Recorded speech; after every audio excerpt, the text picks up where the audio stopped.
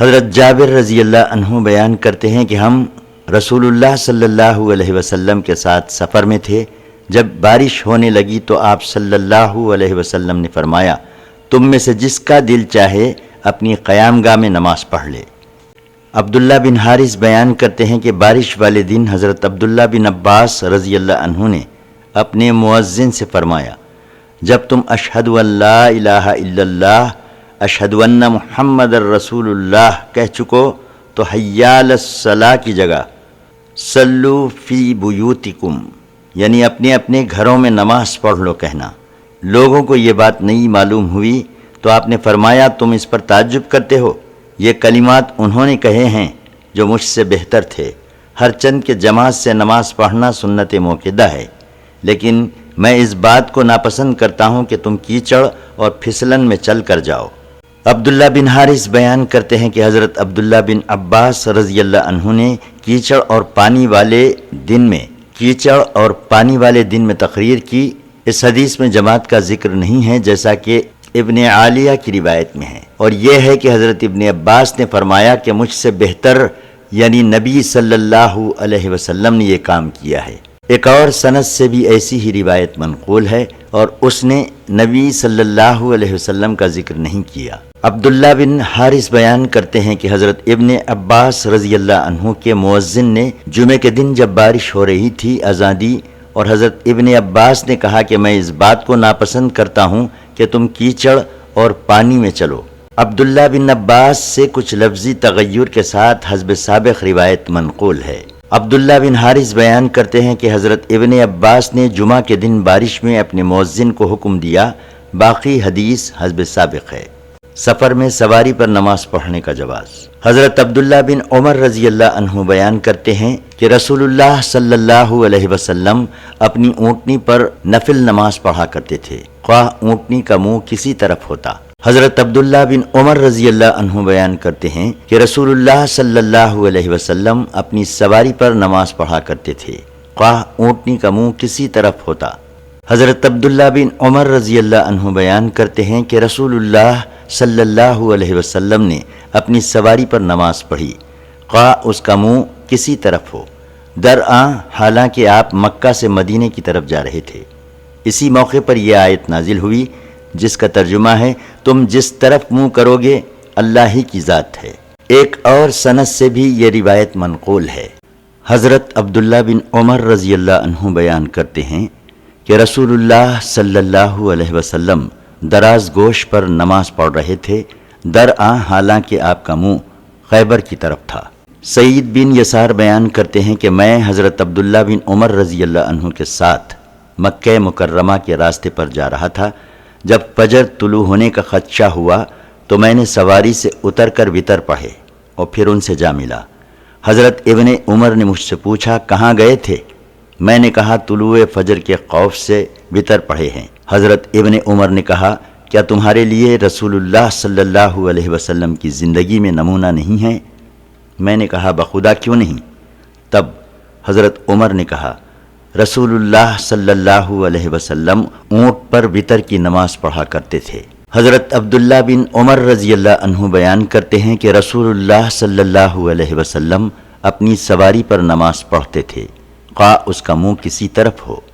عبداللہ بن دینار کہتے ہیں کہ حضرت عبداللہ بن عمر ایسا ہی کرتے تھے۔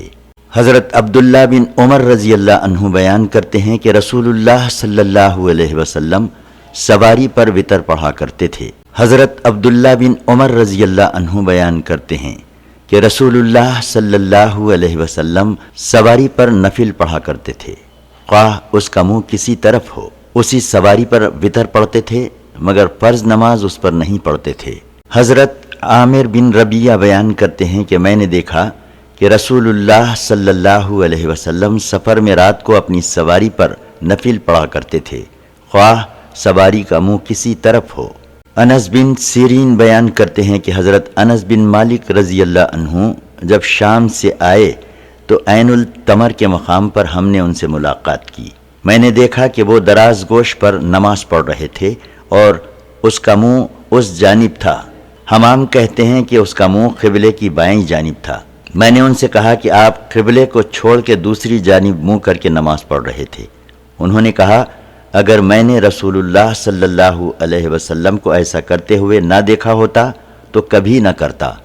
سفر میں دو نمازوں کا جمع کرنا۔ حضرت ابن عمر رضی اللہ عنہ بیان کرتے ہیں کہ رسول اللہ صلی اللہ علیہ وسلم سفر میں جب جلدی چلنا چاہتے تو مغرب اور عشاء کو جمع کر کے پڑھتے تھے۔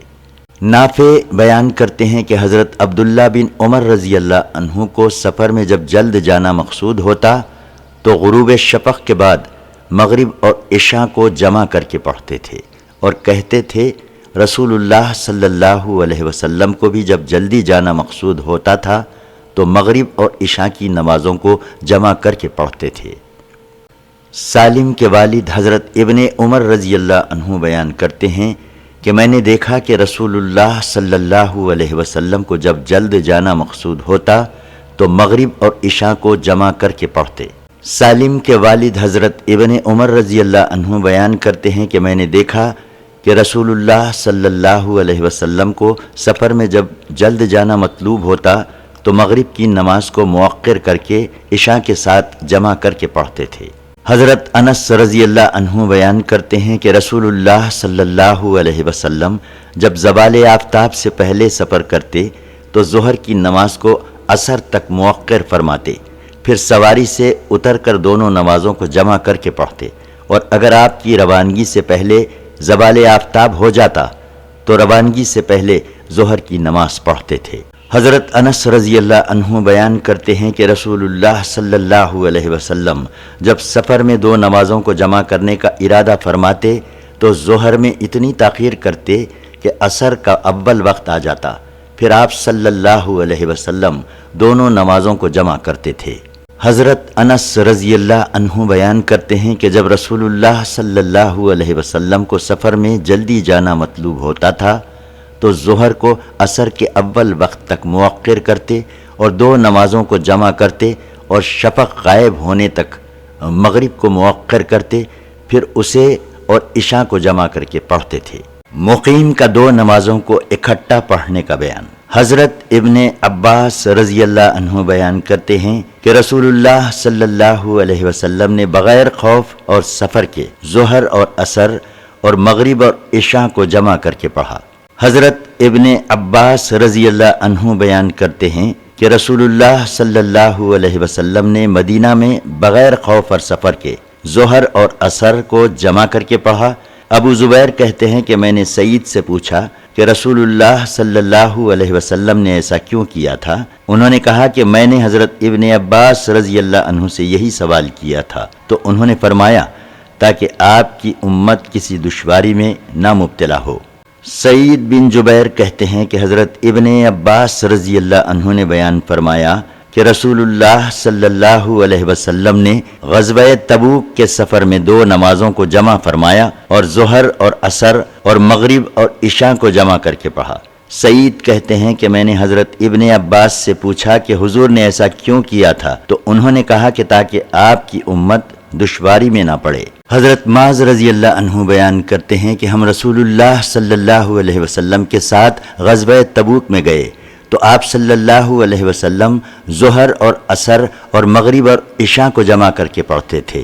حضرت معاذ بن جبل رضی اللہ عنہ بیان کرتے ہیں کہ رسول اللہ صلی اللہ علیہ وسلم نے غزوہ تبوک میں ظہر اور عصر اور مغرب اور عشاء کو جمع کر کے پڑھا۔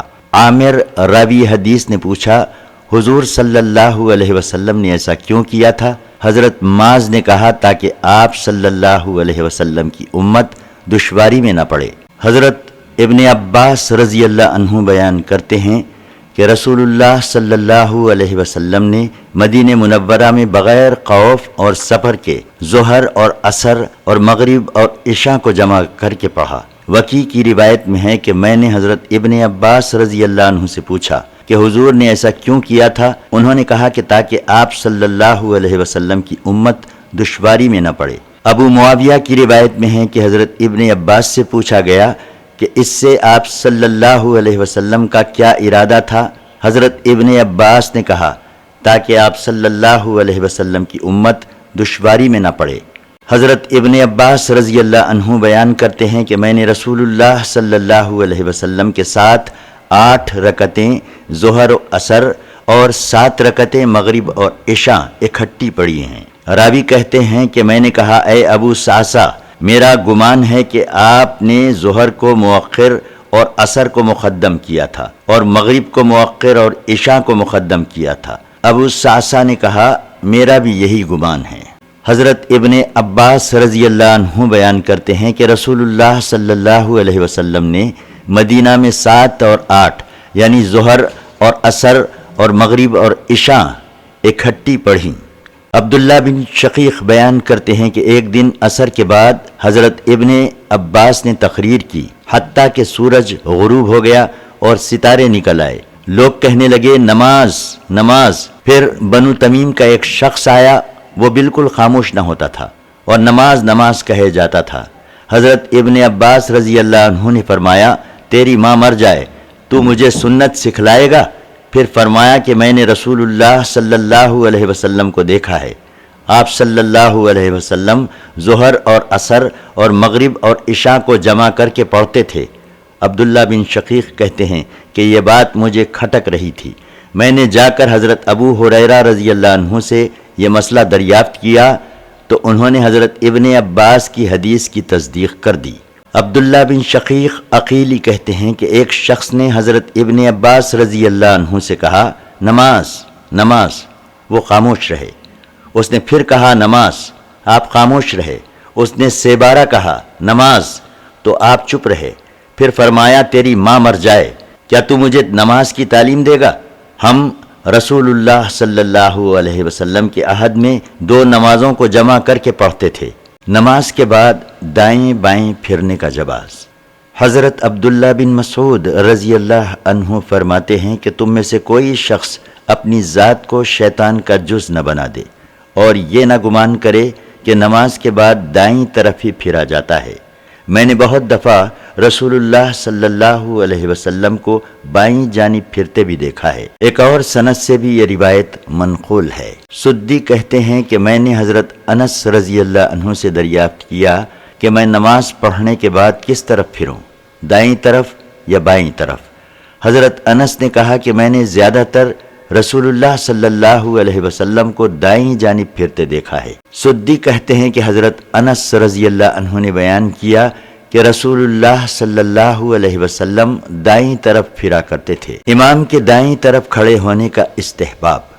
حضرت برا رضی اللہ عنہ بیان کرتے ہیں کہ جب ہم رسول اللہ صلی اللہ علیہ وسلم کی اقتداء میں نماز پڑھتے تھے تو آپ صلی اللہ علیہ وسلم کی دائیں طرف کھڑے ہونے کو پسند کرتے تھے تاکہ ہم پہلے آپ صلی اللہ علیہ وسلم کا چہرہ انور دیکھ لیں۔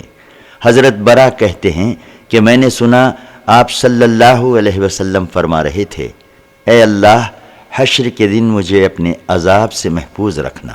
ایک اور سند سے بھی یہ روایت ہے۔ اقامت کے بعد نفل شروع کرنے کی ممانعت۔ حضرت ابو ہریرہ رضی اللہ عنہ بیان کرتے ہیں کہ رسول اللہ صلی اللہ علیہ وسلم نے فرمایا کہ جب فرض نماز کی اقامت کہی جائے تو سوائے اس فرض کے اور کوئی نماز نہ پڑھی جائے۔ ایک اور سند سے بھی یہ روایت منقول ہے۔ حضرت ابو ہریرہ رضی اللہ عنہ بیان کرتے ہیں کہ رسول اللہ صلی اللہ علیہ وسلم نے فرمایا جب جماعت کھڑی ہو جائے تو سوا فرض نماز کے اور کوئی نماز نہ پڑھی جائے۔ ایک اور سند سے بھی یہ روایت منقول ہے۔ حماد کہتے ہیں کہ میں عمرو سے ملا اور انہوں نے اس حدیث کی نسبت رسول اللہ صلی اللہ علیہ وسلم کی طرف نہیں کی، یعنی حدیث موقوف قرار دیا۔ عبداللہ بن مالک بن بحینہ رضی اللہ عنہ بیان کرتے ہیں کہ رسول اللہ صلی اللہ علیہ وسلم ایک شخص کے پاس سے گزرے، درآں حالانکہ وہ نماز پڑھ رہا تھا اور نماز فجر کی اقامت ہو چکی تھی۔ آپ صلی اللہ علیہ وسلم نے اس سے کچھ فرمایا جس کا ہمیں پتہ نہیں چلا۔ نماز کے بعد ہم نے اسے گھیر لیا اور پوچھا کہ رسول اللہ صلی اللہ علیہ وسلم نے تم سے کیا فرمایا تھا؟ اس نے کہا رسول اللہ صلی اللہ علیہ وسلم نے فرمایا کیا اب تم میں سے کوئی شخص فجر کی 4 رکعت پڑھنے لگا ہے؟ قانبی نے کہا کہ عبداللہ بن مالک بن بحینہ اپنے باپ سے روایت کرتے ہیں امام مسلم نے فرمایا ہے کہ باپ کے واسطے سے اس روایت میں خطا ہے۔ ابن بحینہ رضی اللہ عنہ بیان کرتے ہیں کہ نماز فجر کی اقامت پڑھی گئی۔ اس وقت رسول اللہ صلی اللہ علیہ وسلم نے ایک شخص کو نماز پڑھتے دیکھا، درآں حالانکہ مؤذن اقامت کہہ رہا تھا۔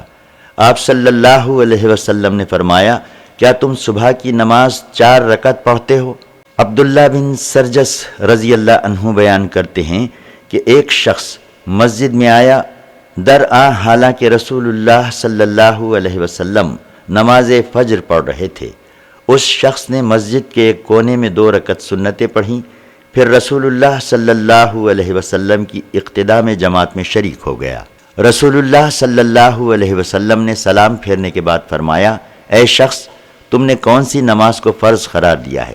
جو پہلے 2 رکعت پڑھی تھی وہ، یا جو 2 رکعت ہمارے ساتھ پڑھی ہیں؟ مسجد میں داخل ہونے کی دعا۔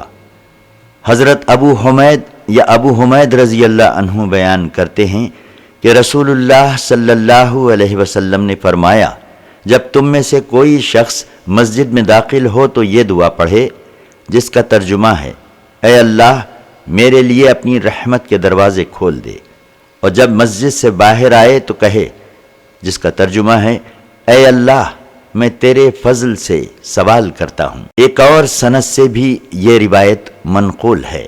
تحیۃ المسجد۔ حضرت ابو قتادہ رضی اللہ عنہ بیان کرتے ہیں کہ رسول اللہ صلی اللہ علیہ وسلم نے فرمایا، جب تم میں سے کوئی شخص مسجد میں آئے تو بیٹھنے سے پہلے 2 رکعت نماز پڑھ لے۔ حضرت ابو قتادہ رضی اللہ عنہ بیان کرتے ہیں کہ میں مسجد میں داخل ہوا، درآں حالانکہ رسول اللہ صلی اللہ علیہ وسلم لوگوں کے درمیان بیٹھے ہوئے تھے، میں بھی بیٹھ گیا۔ رسول اللہ صلی اللہ علیہ وسلم نے فرمایا، بیٹھنے سے پہلے 2 رکعت نماز پڑھنے سے تم کو کس نے روکا تھا؟ میں نے عرض کیا، یا رسول اللہ صلی اللہ علیہ وسلم، میں نے آپ کو اور لوگوں کو بیٹھے ہوئے دیکھا۔ فرمایا، تم میں سے جب کوئی شخص مسجد میں آئے تو 2 رکعت نماز پڑھنے سے پہلے نہ بیٹھے۔ حضرت جابر بن عبداللہ رضی اللہ عنہ بیان کرتے ہیں کہ نبی کریم صلی اللہ علیہ وسلم پر میرا کچھ قرض تھا۔ آپ صلی اللہ علیہ وسلم نے وہ قرض ادا کیا اور اصل سے کچھ زائد عطا فرمایا۔ میں مسجد میں آپ کی خدمت میں حاضر ہوا۔ آپ صلی اللہ علیہ وسلم نے فرمایا، 2 رکعت نماز پڑھ لو۔ مسافر کے وطن پہنچتے ہی مسجد میں 2 رکعت پڑھنے کا استحباب۔ حضرت جابر بن عبداللہ رضی اللہ عنہ بیان کرتے ہیں کہ رسول اللہ صلی اللہ علیہ وسلم نے مجھ سے ایک اونٹ خریدا۔ جب میں مدینہ پہنچا تو مجھ سے فرمایا کہ مسجد میں جا کر 2 رکعت نماز پڑھو۔ حضرت جابر بن عبداللہ رضی اللہ عنہ بیان کرتے ہیں کہ میں رسول اللہ صلی اللہ علیہ وسلم کے ساتھ ایک غزوے میں گیا۔ میرا اونٹ بہت آہستہ چلتا تھا اور چلنے سے تھک جاتا تھا۔ رسول اللہ صلی اللہ علیہ وسلم مجھ سے پہلے پہنچ گئے اور میں ایک دن بعد پہنچا۔ جب میں مسجد میں داخل ہوا تو آپ صلی اللہ علیہ وسلم کو مسجد کے دروازے پر پایا۔ آپ صلی اللہ علیہ وسلم نے فرمایا، تم اب پہنچے ہو؟ میں نے عرض کیا، جی۔ آپ صلی اللہ علیہ وسلم نے فرمایا، اونٹ چھوڑ کر مسجد میں جاؤ اور 2 رکعت نماز پڑھو۔ میں نے مسجد میں داخل ہو کر 2 رکعت نماز پڑھی اور پھر واپس چلا گیا۔ حضرت کعب بن مالک رضی اللہ عنہ بیان کرتے ہیں کہ رسول اللہ صلی اللہ علیہ وسلم سفر سے دن میں چاشت کے وقت ہی واپس لوٹتے تھے۔ پہلے 2 رکعت نماز پڑھتے اور مسجد میں بیٹھتے۔ نماز چاشت کا استحباب۔ عبداللہ بن شقیق کہتے ہیں کہ میں نے حضرت عائشہ رضی اللہ عنہا سے پوچھا، کیا نبی کریم صلی اللہ علیہ وسلم چاشت کی نماز پڑھتے تھے؟ فرمایا، نہیں، الا یہ کہ آپ کسی سفر سے تشریف لائیں۔ عبداللہ بن شقیق کہتے ہیں کہ میں نے حضرت عائشہ رضی اللہ عنہا سے پوچھا، کیا نبی کریم صلی اللہ علیہ وسلم چاشت کی نماز پڑھتے تھے؟ فرمایا، نہیں، الا یہ کہ آپ کسی سفر سے واپس آئیں۔ حضرت عائشہ رضی اللہ عنہا بیان کرتی ہیں کہ میں نے کبھی رسول اللہ صلی اللہ علیہ وسلم کو چاشت کی نماز پڑھتے ہوئے نہیں دیکھا، اور میں چاشت کی نماز پڑھتی ہوں۔ ہرگاہ رسول اللہ صلی اللہ علیہ وسلم کسی کام کو کرنا پسند کرتے تھے، لیکن اس خدشے سے نہیں کرتے تھے کہ کہ آپ کو دیکھ کر مسلمان بھی وہ کام کرنے لگیں گے اور وہ کام ان پر فرض ہو جائے گا۔ معاذہ کہتی ہیں کہ میں نے حضرت عائشہ رضی اللہ عنہا سے پوچھا کہ رسول اللہ صلی اللہ علیہ وسلم نماز چاشت کی کتنی رکعت پڑھا کرتے تھے؟ فرمایا 4 رکعت، اور جس قدر زیادہ پڑھنا چاہتے پڑھ لیتے تھے۔ ایک اور سند سے بھی یہ روایت ہے، مگر اس میں یہ ہے جس قدر اللہ چاہتا زیادہ پڑھ لیتے۔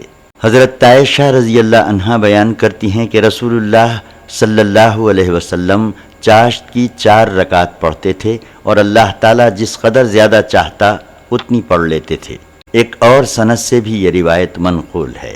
عبد الرحمن بن ابی لیلہ کہتے ہیں کہ مجھے صرف حضرت ام ہانی رضی اللہ عنہا نے بتایا ہے کہ انہوں نے رسول اللہ صلی اللہ علیہ وسلم کو چاشت کی نماز پڑھتے ہوئے دیکھا ہے۔ انہوں نے بیان کیا کہ رسول اللہ صلی اللہ علیہ وسلم فتح مکہ کے دن میرے گھر تشریف لائے اور آپ صلی اللہ علیہ وسلم نے 8 رکعت اس قدر جلد پڑھی کہ میں نے کبھی آپ کو اتنی جلدی نماز پڑھتے ہوئے نہیں دیکھا، لیکن آپ رکوع اور سجود مکمل طریقے سے کرتے تھے۔ ابن بشار نے اپنی حدیث میں قطو کا ذکر نہیں کیا۔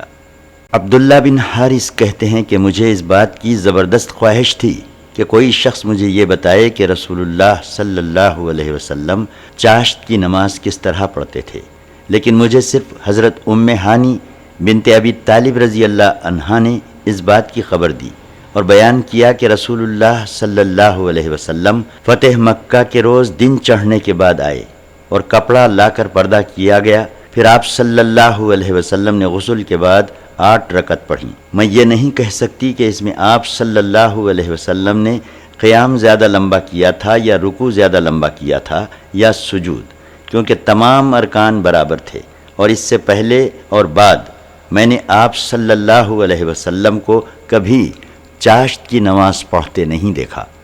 حضرت ام ہانی بنت ابی طالب رضی اللہ عنہا بیان کرتی ہیں کہ فتح مکہ کے سال میں رسول اللہ صلی اللہ علیہ وسلم کی خدمت میں حاضر ہوئی۔ میں نے دیکھا کہ آپ صلی اللہ علیہ وسلم غسل کر رہے تھے اور آپ صلی اللہ علیہ وسلم کی صاحبزادی سیدتنا حضرت فاطمہ رضی اللہ تعالی عنہا نے ایک چادر تان کر آپ صلی اللہ علیہ وسلم کا پردہ کیا ہوا تھا۔ میں نے آ کر سلام کیا، آپ نے فرمایا یہ کون ہیں؟ میں نے عرض کیا ام ہانی بنت ابی طالب۔ فرمایا ام ہانی کو مرحبا ہو۔ غسل سے فارغ ہونے کے بعد رسول اللہ صلی اللہ علیہ وسلم نے 8 رکعت نماز پڑھی۔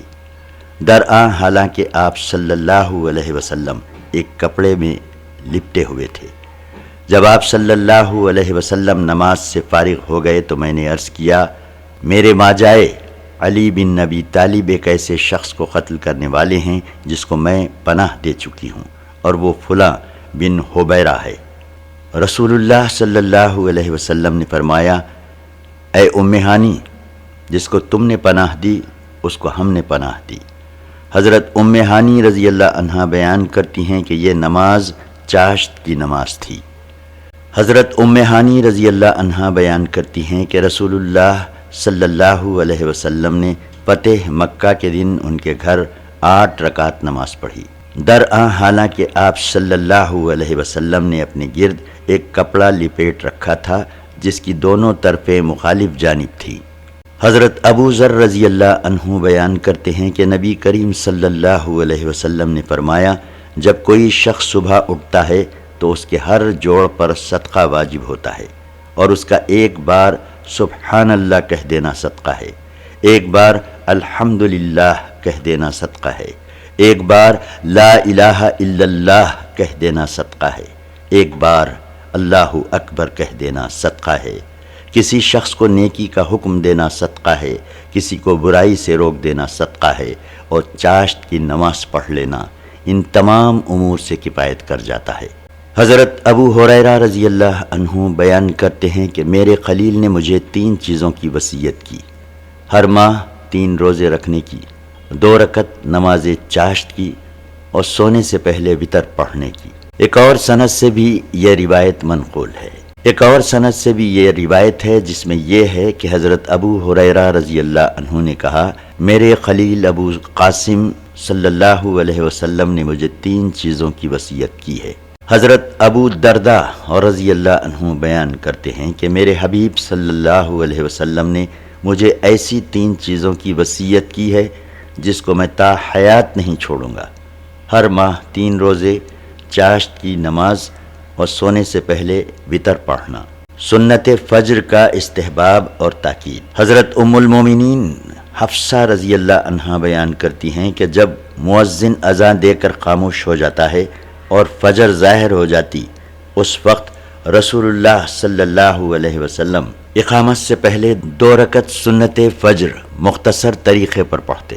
ایک اور سند سے بھی یہ روایت منقول ہے۔ حضرت حفصہ رضی اللہ عنہا بیان کرتی ہیں کہ رسول اللہ صلی اللہ علیہ وسلم طلوع فجر کے بعد 2 خفیف رکعت سنت فجر کے علاوہ اور کوئی نماز نہیں پڑھتے تھے۔ ایک اور سند سے بھی یہ روایت منقول ہے۔ حضرت حفصہ رضی اللہ عنہا بیان کرتی ہیں کہ جب فجر روشن ہو جاتی تو نبی کریم صلی اللہ علیہ وسلم 2 رکعت نماز پڑھتے۔ حضرت عائشہ رضی اللہ عنہا بیان کرتی ہیں کہ رسول اللہ صلی اللہ علیہ وسلم اذان سننے کے بعد فجر کی 2 سنتیں تخفیف کے ساتھ پڑھتے۔ ایک اور سند سے بھی یہی روایت ہے، اس میں طلوع فجر کا ذکر ہے۔ حضرت عائشہ رضی اللہ عنہا بیان کرتی ہیں کہ نبی کریم صلی اللہ علیہ وسلم فجر کی اذان اور اقامت کے درمیان 2 رکعت سنت فجر پڑھتے تھے۔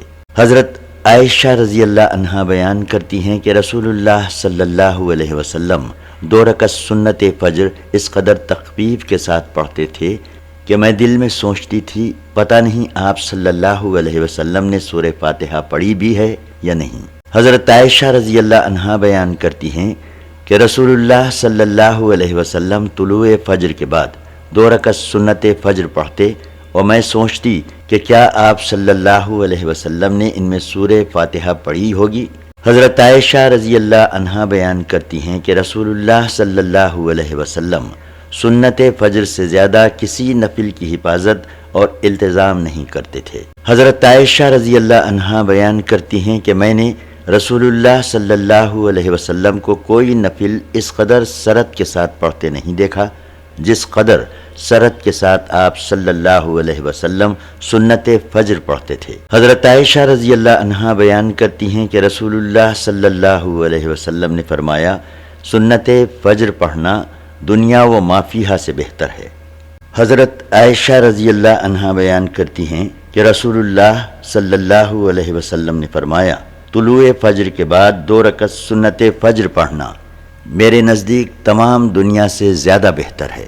حضرت ابو ہریرہ رضی اللہ عنہ بیان کرتے ہیں کہ رسول اللہ صلی اللہ علیہ وسلم نے صبح کی 2 رکعت سنت فجر میں قل یا ایھا الکافرون اور قل ھو اللہ احد پڑھیں۔ حضرت ابن عباس رضی اللہ عنہ بیان کرتے ہیں کہ رسول اللہ صلی اللہ علیہ وسلم سنت فجر کی پہلی رکعت میں سورہ بقرہ میں سے قولوا آمنا باللہ پڑھتے اور دوسری رکعت میں آمنا باللہ واشہد بأننا مسلمون پڑھتے۔ حضرت ابن عباس رضی اللہ عنہ بیان کرتے ہیں کہ رسول اللہ صلی اللہ علیہ وسلم سنت فجر میں قولوا آمنا باللہ وما انزل الینا اور آل عمران کی یہ آیت پڑھتے، تعالوا الی کلمۃ سواء بیننا و بینکم۔ ایک اور سند سے بھی یہ روایت منقول ہے۔ عمرو بن اوس بیان کرتے ہیں کہ انبسا بن ابی سفیان نے اپنے مرض الموت میں مجھ سے ایسی حدیث بیان کی جس کو سن کر خوشی ہوگی۔ انہوں نے ام المومنین ام حبیبہ رضی اللہ عنہا سے روایت کیا کہ جس شخص نے دن رات میں 12 رکعت پڑھیں اس کے لیے جنت میں ایک گھر بنایا جائے گا۔ حضرت ام حبیبہ رضی اللہ عنہا فرماتی ہیں، جب سے میں نے رسول اللہ صلی اللہ علیہ وسلم سے یہ حدیث سنی ہے میں نے ان رکعات کو ترک نہیں کیا۔ انبسا کہتے ہیں کہ جب سے میں نے حضرت ام حبیبہ سے یہ حدیث سنی ہے میں نے ان رکعات کو ترک نہیں کیا۔ عمرو بن اوس کہتے ہیں کہ جب سے میں نے انبسا سے یہ حدیث سنی ہے میں نے ان رکعات کو ترک نہیں کیا۔ نعمان بن سالم کہتے ہیں کہ جب سے میں نے عمرو بن اوس سے یہ حدیث سنی ہے ان رکعات کو ترک نہیں کیا۔ اسی سند کے ساتھ نعمان بن سالم نے کہا کہ جس شخص نے ایک دن میں یہ 12 سنن پڑھیں اس کے لیے جنت میں گھر بنایا جائے گا۔ رسول اللہ صلی اللہ علیہ وسلم کی زوجہ حضرت ام حبیبہ رضی اللہ عنہا بیان کرتی ہیں کہ رسول اللہ صلی اللہ علیہ وسلم نے فرمایا، جو مسلمان بندہ ہر روز اللہ تعالیٰ کے لیے 12 رکعت نفل یعنی سنت پڑھے گا، اللہ تعالیٰ اس کے لیے جنت میں گھر بنائے گا، یا فرمایا اس کے لیے جنت میں گھر بنایا جائے گا۔ حضرت ام حبیبہ فرماتی ہیں، میں اس دن سے ہمیشہ یہ سنتیں پڑھتی ہوں۔ اسی طرح باقی راویوں نے بھی کہا۔ حضرت ام حبیبہ رضی اللہ عنہا بیان کرتی ہیں کہ رسول اللہ صلی اللہ علیہ وسلم نے فرمایا، جو بندہ کامل وضو کرے پھر اللہ تعالیٰ کے لیے ہر دن، باقی حدیث حسب سابق ہے۔ حضرت عبداللہ بن عمر رضی اللہ عنہ بیان کرتے ہیں کہ میں نے رسول اللہ صلی اللہ علیہ وسلم کے ساتھ 2 رکعت ظہر سے پہلے اور 2 رکعت ظہر کے بعد پڑھی، اور 2 رکعت مغرب کے بعد، 2 رکعت عشاء کے بعد اور 2 رکعت جمعے کے بعد پڑھیں۔ بہرحال مغرب، عشاء اور جمعے کی سنتیں میں نے رسول اللہ صلی اللہ علیہ وسلم کے ساتھ آپ صلی اللہ علیہ وسلم کے گھر میں پڑھیں۔ نوافل پڑھنے کا طریقہ۔ عبداللہ بن شقیق کہتے ہیں کہ میں نے حضرت عائشہ رضی اللہ عنہا سے رسول اللہ صلی اللہ علیہ وسلم کے نوافل کے بارے میں دریافت کیا۔ حضرت عائشہ رضی اللہ عنہا نے فرمایا، رسول اللہ صلی اللہ علیہ وسلم ظہر سے پہلے 4 رکعت میرے گھر میں ادا فرماتے، پھر حجرے سے تشریف لے جا کر لوگوں کو ظہر کی نماز پڑھاتے، پھر گھر آ کر 2 رکعت نماز پڑھتے، لوگوں کو مغرب کی نماز پڑھاتے، پھر گھر آ کر 2 رکعت نماز پڑھتے، لوگوں کو عشاء کی نماز پڑھاتے، پھر میرے حجرے میں آ کر 2 رکعت نماز پڑھتے، رات کو اٹھ کر وتر سمیت 9 رکعت پڑھتے، رات کو لمبا قیام اور لمبا قعود کرتے، جب کھڑے ہو کر قرات کرتے تو رکوع سجود بھی قیام کی حالت میں کرتے، اور جب بیٹھ کر قرات کرتے تو رکوع اور سجود بھی بیٹھ کر کرتے، اور طلوع فجر کے بعد 2 رکعت پڑھتے۔ حضرت عائشہ رضی اللہ عنہا بیان کرتی ہیں کہ رسول اللہ صلی اللہ علیہ وسلم لمبی رات تک قیام کرتے، جب کھڑے ہو کر نماز پڑھتے تو کھڑے ہو کر رکوع کرتے، اور جب بیٹھ کر نماز پڑھتے تو بیٹھ کر رکوع کرتے۔ حضرت عبداللہ بن شقیق بیان کرتے ہیں کہ میں ملک فارس میں بیمار ہو گیا، اس سبب سے بیٹھ کر نماز پڑھتا تھا۔ میں نے حضرت عائشہ رضی اللہ عنہا سے یہ مسئلہ پوچھا تو انہوں نے فرمایا، رسول اللہ صلی اللہ علیہ وسلم رات گئے تک بیٹھ کر نماز پڑھتے تھے، پھر حسب سابق حدیث بیان کی۔ عبداللہ بن شقیق کہتے ہیں کہ میں نے حضرت عائشہ رضی اللہ عنہا سے رسول اللہ صلی اللہ علیہ وسلم کی رات کی نماز کے بارے میں پوچھا۔ حضرت عائشہ نے فرمایا، رسول اللہ صلی اللہ علیہ وسلم رات کو دیر تک کھڑے ہو کر نماز پڑھتے اور دیر تک بیٹھ کر نماز پڑھتے، اور جب کھڑے ہو کر قرات کرتے تو رکوع بھی کھڑے ہو کر کرتے، اور جب بیٹھ کر قرات کرتے تو رکوع بھی بیٹھ کر کرتے۔ عبداللہ بن شقیق عقیلی بیان کرتے ہیں کہ ہم نے حضرت عائشہ رضی اللہ عنہا سے رسول اللہ صلی اللہ علیہ وسلم کی نماز کے بارے میں دریافت کیا۔ انہوں نے فرمایا، رسول اللہ صلی اللہ علیہ وسلم بکثرت کھڑے ہو کر اور بیٹھ کر نماز پڑھتے تھے۔ جب آپ کھڑے ہو کر نماز پڑھنا شروع کرتے تو رکوع بھی کھڑے ہو کر کرتے، اور جب بیٹھ کر نماز پڑھتے تو رکوع بھی بیٹھ کر کرتے۔